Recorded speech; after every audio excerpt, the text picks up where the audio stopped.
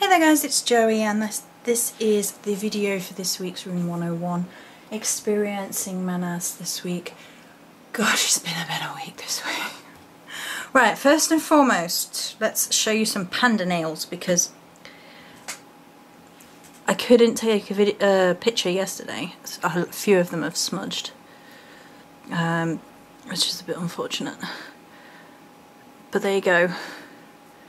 For everybody who asked yesterday, there are my panda nails. People who are here for runes probably don't know what that was about, but never mind. So this has been a much better week, and there is an awful lot of things in front of you, as you can see. There's Mannaz. Okay, so humankind, independence, receiving of aid, cooperation, recording the problem at hand, power of the rational mind, increase of memory and mental powers. And I mentioned the raven's wings on the connecting video. And it's connected by thought and memory, being two ravens in the speak English, Joey, Norse mythology. It's too warm, you're going to have to bear with me. And it also ties into Celtic mythology, as they are messengers from the other world. Okay, so I'm going to read through my journal, as always. So, day 1. I've already started the stag totem animal set. Originally thought it may have been female connections, but quickly became apparent that it was to be masculine, the hunter and Coronanos. The very next day a picture is shared of the Lord of the Forest on a Morrigan page, with the following quote underneath: "The antlers of the wild stag and the lifeblood that spills upon the ground." Very relevant as we're coming up to Lughnasadh with the god's sacrifice. Stag antlers are a symbol of royalty in Celtic lore, with a possible therefore connection to Macha and Dagda. Scholars have equated Coronanos with Dagda of Irish Celtic legend, being a father figure and druid. He is also associated with Lugh through the aspect of the sun. Quote, "The obverse of a Celtic silver coin found in Hampshire includes an engraving of an antlered head is his Coronanos. An eight-rayed sun wheel is located between his antlers." And that was from pauldburley.com/Coronanos. Paul D. Burley explores universal symbolism and sacred concepts. So that's already tying into beautiful bird singing. That's already tied into Mannaz and the sort of humankind and universal contact. Sun, masculinity, royalty all tie comfortably in with Mannaz. Dagda mated with the Morrigan, a sacred union of male and female, as well as the balancing of masculine sun energies with feminine moon energies. Indeed, these are balanced within the Morrigan herself. The royalty aspect is often associated within Celtic lore. I have a friend, can you hear him? With the right to lead and govern others. So royalty is associated in Celtic lore with the right to lead and govern others. It is a privilege earned in the myths and would be taken away if misused, often by the Morrigan herself. The sacrifice of the god at Lughnasadh, obviously connected with Lugh, is considered to be him sacrificing himself for the good of the world/humanity, for the harvest and feeding of the people. Lugh also had to prove himself and his many accomplishments to the gatekeeper at Tara in the battle of, I'm hoping I'm saying this right, in the battle of Machtured, and his clever wits, intellect/rational mind, or tied up with Mannaz, was what ensured his success.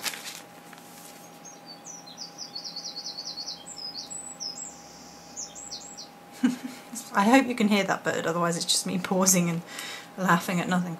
Okay, so I had this message come to me, and this was interestingly tied into the concepts. No daughter of Morgan constantly needs attention. She does not cry, look at me, look at me. Good works are cheapened by demanding praise for them. Power is absent when proclaimed loudly. Morrigan works in the silences, in the pauses. She speaks to those that she deems worthy and will test that worth over and over. It is best not to act like a child, demanding attention and praise for every little thing. Behaving like a spoilt brat when attention is denied, and worse, denying all responsibility for your actions is the worst path you can take. Next day, day 3. Website launched, positive reactions, some lovely community spirit, the 4 queens especially. Finished creating the stag kit.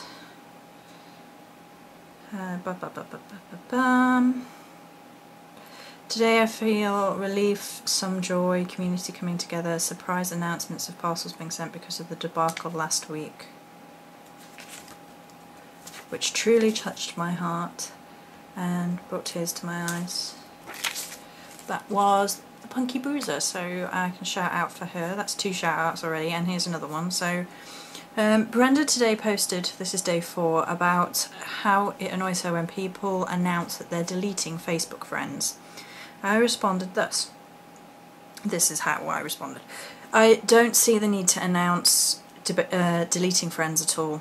There is something sad about the look at me people. I've actually been mulling over this notion all week, this sort of behaviour. People who feel the need to draw attention to their goodness or power are... People who need to draw attention to their goodness or power all the time are probably lacking in both, not to mention modesty.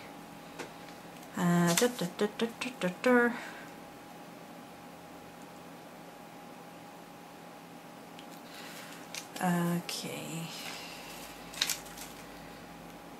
I had a spiritual experience from spirits informing me something I needed to know about a very serious situation to do with family stuff, and I freaked one of my blood relatives out by going and finding out what was going on because they weren't going to tell me.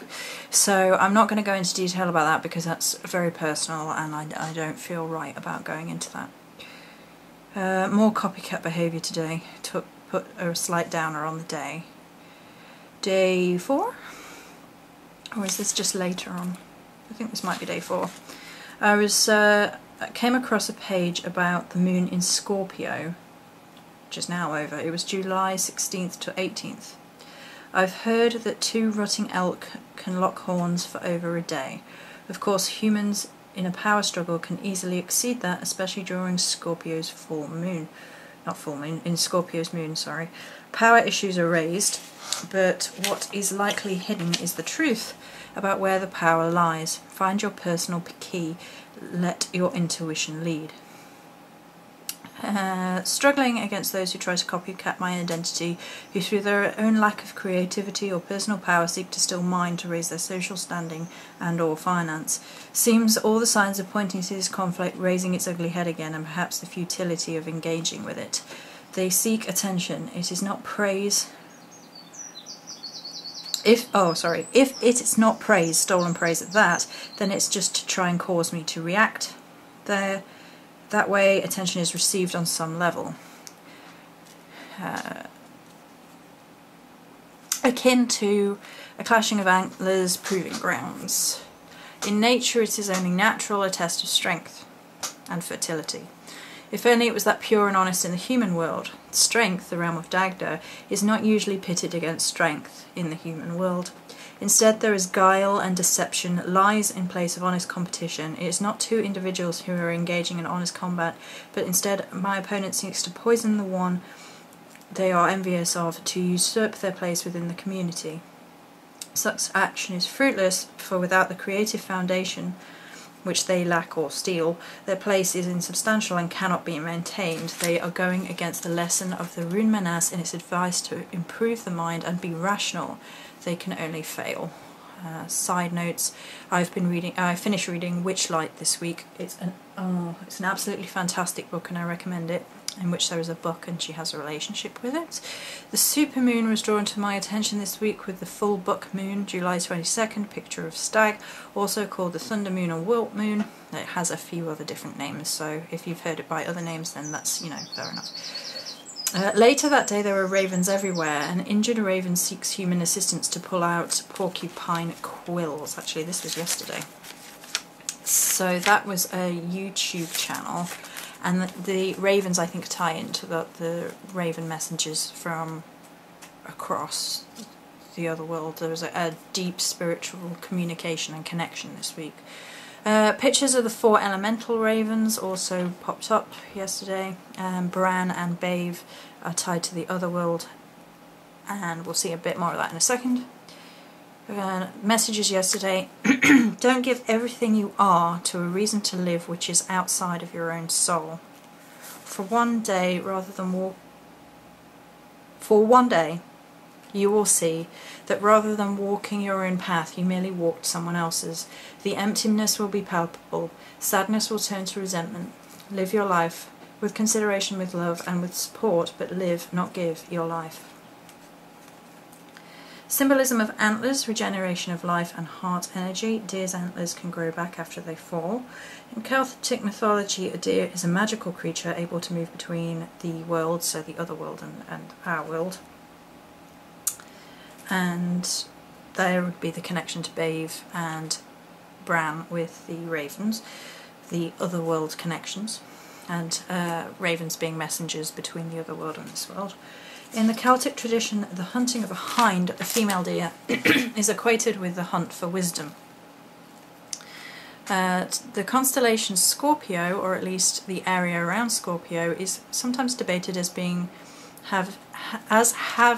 seen as part of a stag constellation by ancient peoples from lastofthedruids.com/tag/Celtic-mythology.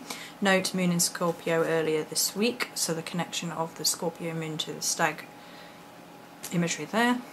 A lot of this week's messages seem to be coming from the night sky. I was talking to the gnome about something unrelated yesterday, about how humans often forget to look up, especially in the modern era.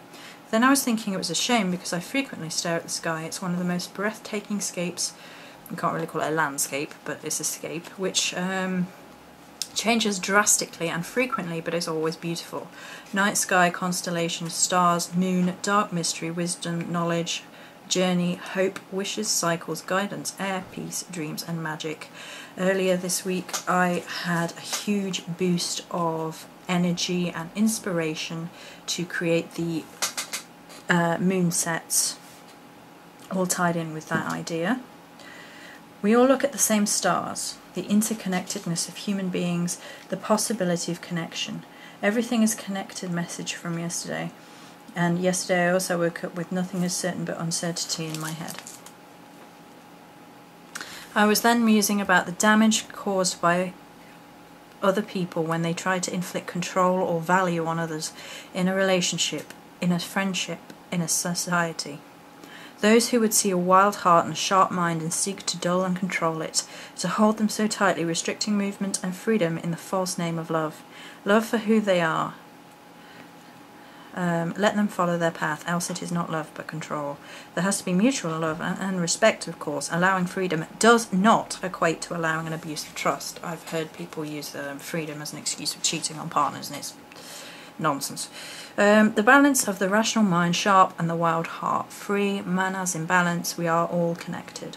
There have also been a lot of herbs of peace, tranquility, calming the mind, and this week. Blue balloon flowers, which you can't actually see there in here. They've just harvested them from outside. As well as the lavender, which has associations of nighttime as well, because of peace and sleep and tranquility and things like that. So a lot of things being tied up with the night sky, and so on and so forth. Okay, so a lot of messages of the night, of the sky, of guidance, of journey, of a spiritual a spiritual journey and connection, and then of course all of the stag imagery. There's the imagery of the clashing of antlers, there's the imagery of regeneration because the antlers fall and grow back. Although the primary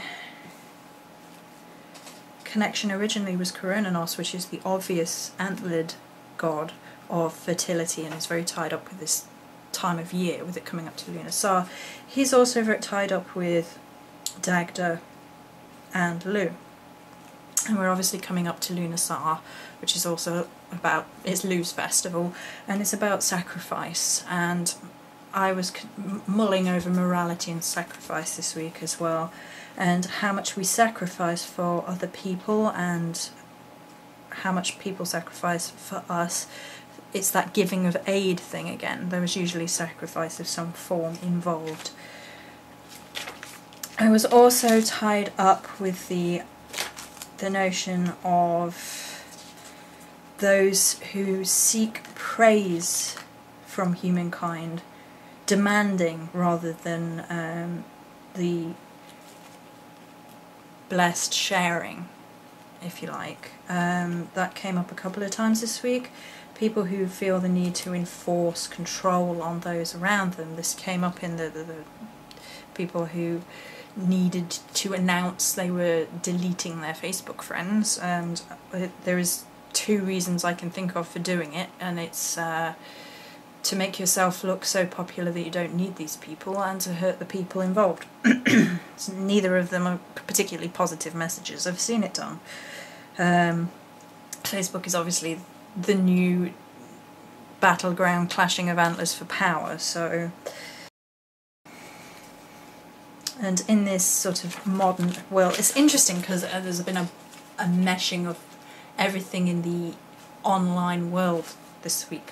Like, the positive side of things is I got my website launched, I got that out into the world, I started a new chapter of my life, perhaps a financial thing that is necessary now to help me in the gnome, and is reaching out into the world and saying, I will offer up what I create in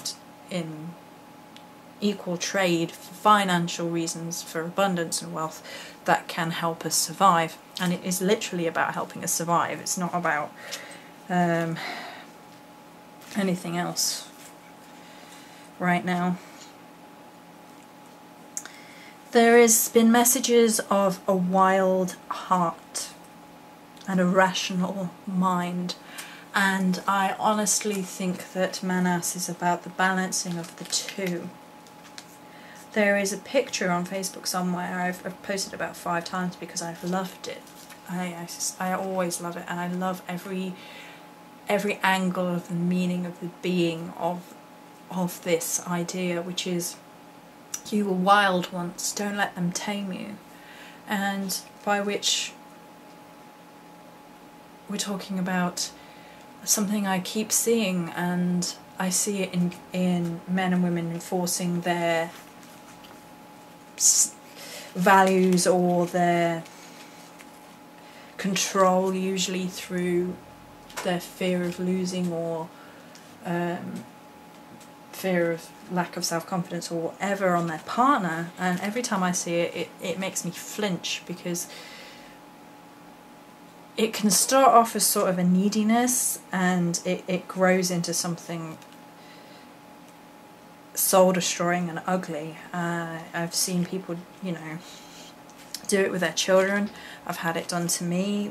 My mother used to do it to me to try and force me into a miserable situation all the time, and it is a very difficult motion to overcome, and every one of us will have to overcome it at some point.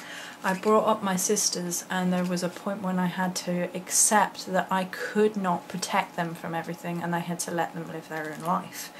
And it came with one sister when she went to America, and I feared it was a terrible mistake, and in a lot of ways, not every way it was, but I've had to come to terms with the fact that I couldn't stop her from making her mistakes and learning from her mistakes, because I'd be taking away from her life experience, and that's not something I want to do or have the right to do.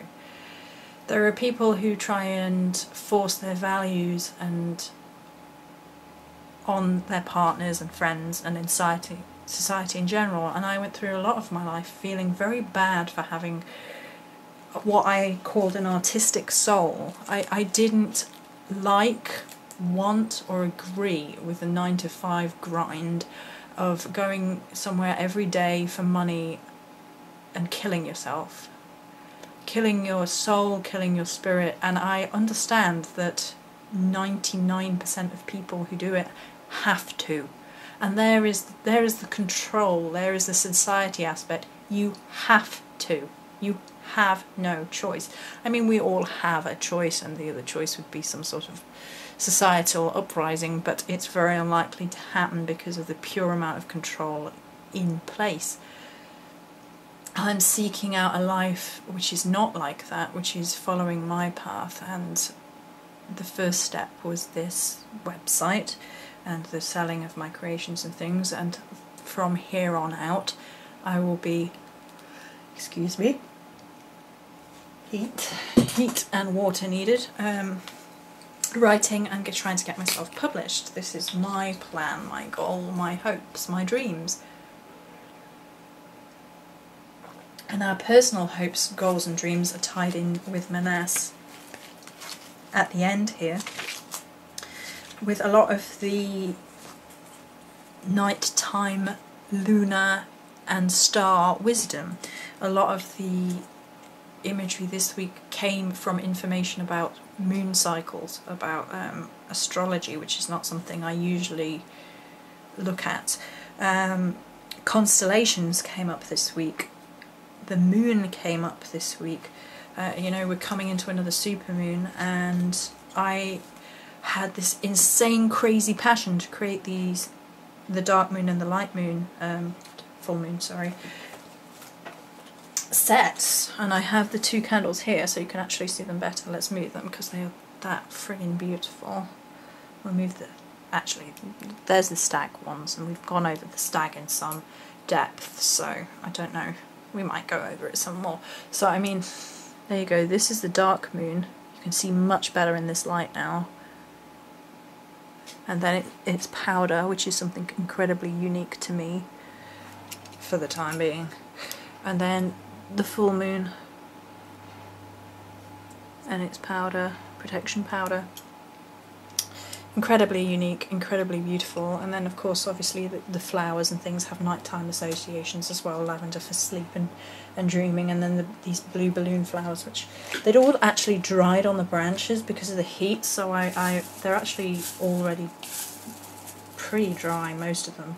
There's, like, this one isn't, so this is what colour they sort of look before they dry out. Isn't that incredible?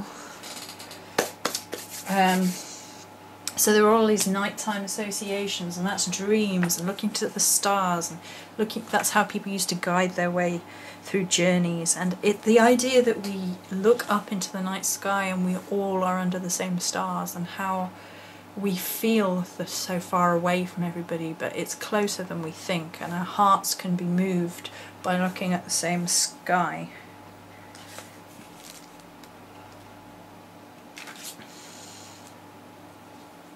So the interconnectedness of people, of humankind, the possibility for connection. And then, of course, there is the whole stag side of things, which we mentioned. It ties into a lot of different things, a lot of different connections, and I could probably go on at length, so I'm going to try not to. We've gone over things that the connection between Coronanos and Dagda, who is one of the male aspects of the goddess Morrigan, whom I follow, and Tulu. There is physical archaeological evidence of the connection between him and the sun god Lu, and of course everything is connected anyway, which we've already mentioned. You know, everything is connected. You can find that, even in chaos, I guess. Maybe. I don't know. It's just a point of view. I'm probably going to find resistance on that point, but... So, we covered the ravens. The ravens are thought and memory in Norse mythology. They are tied up with Bave and Bran. I keep trying to say those two together. And that's messages from the other world, messages from spirit, which is tied up to the stag and deer, which are also in Celtic lore considered to be messages of the other world. I had messages quite blatant, clear, on the level, scary messages from Spirit this week that were confirmed in the physical world. When I listened to what I believed was going on, reacted pretty much straight away, and it turned out to be true. And I'm not going to share that because there is a very personal aspect there, but it was very, very scary. There is also the proving of oneself through one's own wild heart and rational mind, which for me manifests in creativity. And of course this is where the threat of people trying to take your power away from you comes from, particularly from me. Lou had to prove himself and to get in to a great feast. It's one of the main stories about Lou, about how he used all of his wits and all of his talents to get the desired result. Not using these talents in a negative fashion, not demanding attention for every single thing you do. It's a difficult balance there because you want to share, you want to encourage other people in the community, and there is a difference, you know, there is a very stark difference between saying this is how I want the world to conduct itself, you know, I engage in this, let's do this as a group, let's engage in helping others, versus, you know, I do this, praise me for it. There is a very stark difference. And then of course the final point is the taking care of other human beings, and that runs through it all, through the respect of one's wild heart, rational mind, and stop trying to control other people, I think. So I think that's going to be it for today. I've obviously already gone on at some length here for Mannaz, and I could probably go on for another hour by going into each aspect in a lot more depth. You know, I could go on into the stag in a lot more depth. I could go into the lunar and the constellation stuff in a lot more depth. We could go into the humanity aspect of things for hours, but I think it's best to give a sort of overview of each thing and some examples and some discussion a little bit here and there, and then allow that to be it, because this is still my experience, and the more in depth I go, the easier it is for someone to rip it off, basically. So that's going to be it for this video. I hope you enjoyed my experiencing Mannaz. Whee! Let's have some more panda nails. Panda nails! Whee! Many blessings, everybody.